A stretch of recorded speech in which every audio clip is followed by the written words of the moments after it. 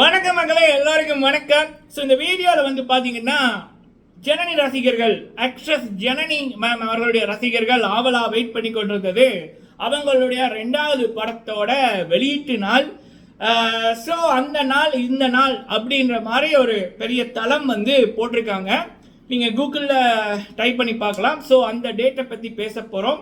அது மட்டும் இல்லாமல் இனி வருகின்ற நாட்களில் ஜனனி அவர்களை நிறைய நிகழ்ச்சிகளில் இந்த ப்ரொமோஷன் ஒர்க்குக்காக ஜனனி அவர்களும் படத்தோட டீமும் நிறைய நிகழ்ச்சிகளில் வருவாங்க அப்படின்ற மாதிரி அப்டேட். ஸோ அது என்ன விடயம் அப்படின்றதையும் பார்க்கலாம்.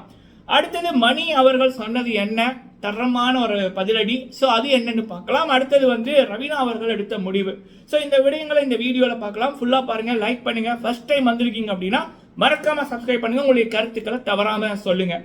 ஓகே, வீடியோக்குள்ளே போகும் முதல் ஃபஸ்ட்டு ஜாழ்ப்பாணத்தில் இருக்கிற மாணவர் மாணவிகளுக்கு வாழ்த்துக்கள். ஏன்னா அந்த ஏஎல் ரிசல்ட் இருக்குல்ல, அதில் வந்து பார்த்தீங்கன்னா அதாவது இந்தியாவில் 10வது எப்படியோ இலங்கையில் வந்து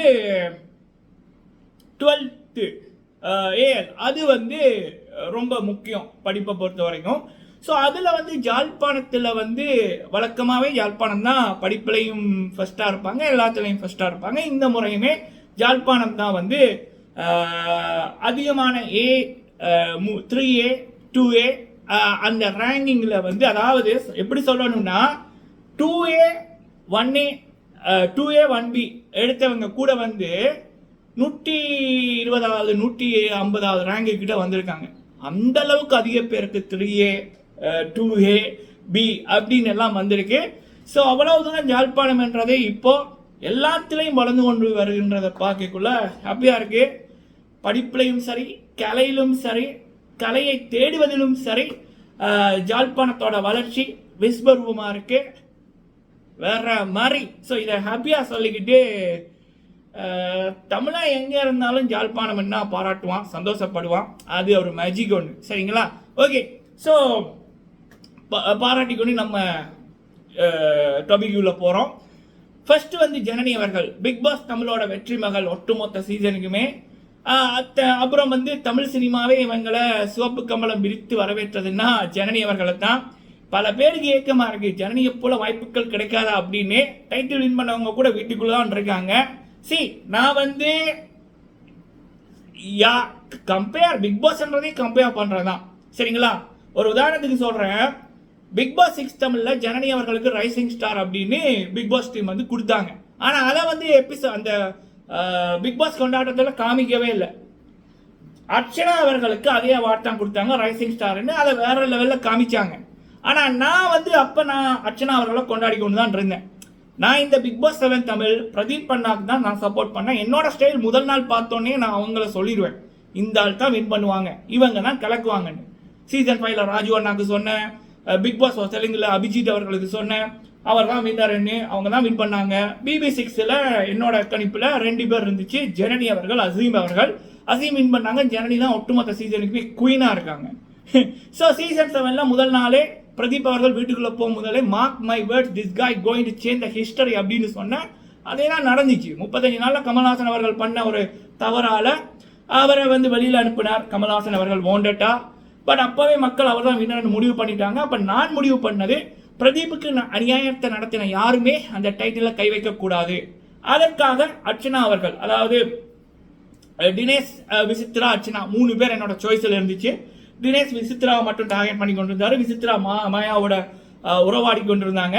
அப்போ இந்த அர்ச்சனா அவங்க தான் வந்து அந்த புள்ளிகங்க பிரதீப் அவர்கள் விடயத்தை வச்சு ஓட விட்டு கொண்டிருந்தாங்க.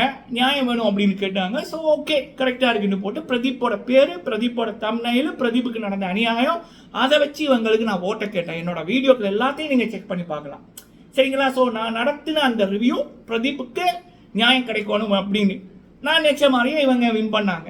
ஆனால் வெளியில் வந்ததுக்கப்புறம் அர்ச்சனா அவர்கள் அப்படியே மாயா பக்கம் மாறிட்டாங்க. எல்லாருமே ஒரு கேரக்டர் பண்ணாங்க. அதாவது இந்த மாயா, பூர்ணிமா அவங்க பண்ணதெல்லாம் ஒரு கேரக்டரு அப்படின்ற மாதிரி அவங்க மாற்றிட்டாங்க, சரியா? அவங்க அவங்க அவங்க ஒரு அன்னியன் மாதிரி ஒரு 3 ரோல் பண்ணியிருக்காங்க பிக் பாஸில். ஃபர்ஸ்ட் பிரதீப் இருக்கக்குள்ள நீங்கள் பார்த்தீங்கன்னா அவங்களுக்கு மூச்சு திணறல் வரும், பாத்ரூமுக்குள்ளே போய் அழுவாங்க, மெடிக்கல் ரூமுக்கு அடிக்கடி போவாங்க. பட் பிரதீப் போனதுக்கு அப்புறம் இதெல்லாம் இல்லை. யாருமே இதை பற்றி பேசவுமே இல்லை. எங்கே போச்சு அந்த மூச்சு திணறல்? அப்படின்னு. ஸோ அப்போ அதுக்கப்புறம் பிக் பாஸ் முடியறதுக்கு ஒரு 10 அடுத்த வீக் வந்து அவங்க வேற மாதிரி அந்நியனா மாறிட்டாங்க. அப்புறம் பிக் பாஸ் முடியறதுக்கு ஒரு 10 நாள் கிட்ட புரிஞ்சுக்கிட்டாங்க போல இருக்கு. கமல்ஹாசன் அவர்கள் தமிழ் சினிமாவில் பெரிய ஆளு, மாயாவுக்கு பெரிய இன்ஃப்ளூயன்ஸ் இருக்கு, இவங்களை பகிர்ச்சிக்கிட்டா நம்ம ஆட்டம் தமிழ் சினிமாவில் இருக்காதுன்னு போட்டு மாயா ஒரு இன்ஸ்பிரேஷன், மாயாவோட நட்பு வேணும் அப்படின்னு உறவாடினாங்க. சரி, வெளியில வந்ததுக்கு அப்புறமாவது மாயாவை பத்தி புரிஞ்சுக்கிட்டு இருப்பாங்களான்னா பிக் பாஸ் கொண்டாட்டத்தில் சொல்றாங்க மாயா இன்ஸ்பிரேஷனா தனக்கு அப்படின்னு. அதோட நிப்பாட்டினாங்களா? இன்டர்வியூல சொல்றாங்க எல்லாருமே ஒரு கேரக்டர் பண்ணாங்க, அதனாலதான் நீங்க வந்து இந்த ஷோவை பார்த்தீங்க அப்படின்னு. பிரதீபுக்கு நடந்த துரோகம் ஒரு கேரக்டரா. அப்ப அதுக்கப்புறம் நான் நேர்மையா ரிவ்யூ பண்றேன், மனசாட்சி படி ரிவ்யூ பண்றேன், அப்பயும் நான் இவங்களை பாராட்ட முடியுமா? இல்ல சொல்லுங்க. ஸோ அதனால தான் நான் வந்து என்னோட கருத்துக்களை மாற்றினேன், அவங்க மீது இருந்த ஒப்பீனியனை மாற்றினேன். ஆனால் நான் யாருக்கு ஃபர்ஸ்ட் சப்போர்ட் பண்ணணும், அவர் பிரதீப் சீசன் 7ல் அவர் மீது இருந்த அந்த ஒப்பீனியனும் மரியாதையும் இப்பயும் இருக்கு. நான் மாறல, மாறினது அர்ச்சனா. சரிங்களா? ஸோ ஓகே, இப்படி இருக்கக்குள்ள நான் யாருக்குமே வேற்றுமையோ இல்லை மாற்றி பேசுகிற ஆளோ இல்லை. ஸோ ஜனனி அவர்களை ரைசிங் ஸ்டார்னு சொன்னேன்னா அதே போல் அர்ச்சனா அவர்களுக்கு ரைசிங் ஸ்டார் கொடுக்கக்குள்ள அதையும் நான் பெருமையாக தான் நான் சொன்னேன். ஓகே, ஆனால் இங்கே ஜனனி அவர்களுக்கு நடந்ததெல்லாம் துரோகம். சரிங்களா? அந்த பொண்ணை வந்து அவங்க உள்ளுக்குள்ளே இருக்கைக்குள்ளேயும் சரி, பிக் பாஸ் கொண்டாட்டத்துலேயும் சரி, அவங்களுக்கு கிடைக்க வேண்டிய மரியாதையும் பாராட்டுகளும் கிடைக்கல. பட் அப்படி இருக்கக்குள்ள ஜனனி காணாமல் போயிடுவாங்க அப்படின்னு நினைத்தவர்களையெல்லாம் வியந்து பார்க்க வைத்தவர் தான் ஜனனி. கடவுள் இருக்கார்ல. ஸோ ஓகே, அப்படி சொன்னேன். இப்படி பிக் பாஸால கொண்டாடப்பட்ட நபர்கள், டைட்டில் வின் பண்ண நபர்கள்லாம் வீட்டுக்குள்ள இருந்து ஜனனியோட ஆட்டத்தை பார்த்து கொண்டிருக்காங்க. இதுதான் உண்மைக்கு கிடைக்கிற பரிசு. காசாலேயோ இல்லை அரசியல் சப்போர்ட்டாலேயோ இல்லை ஃபேவரிசத்தாலேயோ இதெல்லாம் வாங்க முடியாது. அது நல்ல மனசு இருந்தால் தான் கிடைக்கும். அதனால தான் ஜனனி அவர்கள் இப்போவும் 2 வருஷம் அடுத்த சீசன் ஆரம்பிக்க போது சீசன் 6ல் வந்த ஜனனி மட்டும் இப்போ ட்ரெண்டிங்கில் இருக்காங்க. படங்கள் வந்து குவியுது. இதுதான் ரீசன். சரிங்களா? ஓகே, அப்படி இருக்கக்குள்ள ஜனனி அவர்களுடைய படம் ஜூலை மாதம் 31 ஜூலை 2024 வெளிவரும் அப்படின்னு சொல்லியிருக்காங்க. விஜய் சேதுபதி அண்ணா கூட ஜனனி மேம் அவர்கள் நடித்த படம், மிஸ்கின் சார் அவர்களுடைய டைரக்ஷன், ட்ரெயின் படம்.